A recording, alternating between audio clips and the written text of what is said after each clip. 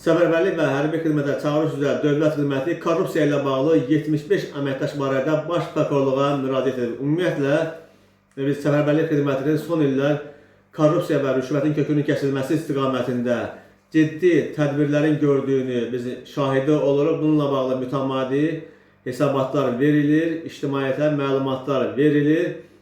Xüsusən də ədalət naminə demək lazımdır ki, yeni rəis təyinatından sonra, yəni general-mayor Mürsəl İbrahimovun dövlət xidmətinə rəis təyinatından sonra konkret olaraq bu sahədə sağlamlaşdırma, şəffaflaşdırma istiqamətində ciddi tədbirlər görülür. Son 2 ildir bunun biz konkret şahidi oluruq və yəni ötürülən hesabatlara, açıqlanan hesabatlara əsaslanaraq bunun biz şahidi oluruq. Mütəmadi də cəmiyyətə məlumatlar verilir. Görünür ki, doğrudan da xidmətin fəaliyyətində ciddi sağlamlaşdırma istiqamətində kompleks tədbirlər görülür. Bu işdə əlləri rüşvətə bulaşmış, korrupsiyaya bulaşmış şəxslər işdən kənarlaşdırılır. Nəinki işdən kənarlaşdırılır, eyni zamanda da onların barəsində toplanmış materiallar baxılması üçün hüquq mühafizə orqanlarına göndərilir. Eyni zamanda da xidmətin deməli fəaliyyətinin təkmilləşdirilməsi istiqamətində ciddi tədbirlər görülür.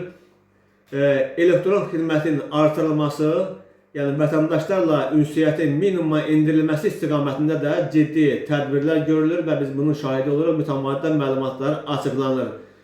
Növbəti belə hesabatı yayıb Dövlət Xidməti bildirilir ki, səfərbərlik və hərbi xidmətə çağırış üzrə Dövlət Xidməti korrupsiya ilə mübarizəyə dair 2025-ci ilin 3-cü rübünü əks etdirən statistik məlumatlarını yayıb.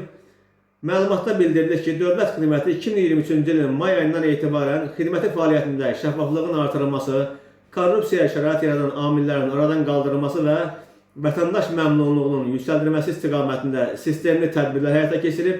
Bu dövr ərzində normativ hüquqi bazanın təkmilləşdirilməsi və nəzarət mexanizmlərinin gücləndirilməsi sahəsində kompleks işlər görüb. Əməkdaşların qeyri-qanuni hərəkətləri və vəzifə səlahiyyətlərindən sui-istifadə halları üzrə aparılmış xidməti araşdırmalar nəticəsində 2023-cü ildə 78, 2024-cü ildə 249, 2025-ci ilin müvafiq dövründə isə 54 rəhbər heyət olmaqla 143 əməkdaş barəsində intizam tənbihi və təşkilati iştirak tədbirləri görülüb. O cümlədən cari ildə 9 əməkdaş mənfi əsaslarla ehtiyata buraxılıb və ya əmək müqaviləsinə xitam verilib. 2023-cü ildə 15 fakt üzrə 22, 2024-cü ildə 51 fakt üzrə 95, cari ildə isə 35 fakt üzrə 75 nəfər barəsində toplanmış materiallar prosessual qərar qəbul edilməsi üçün Azərbaycanın Baş Prokurorluğuna göndərilib.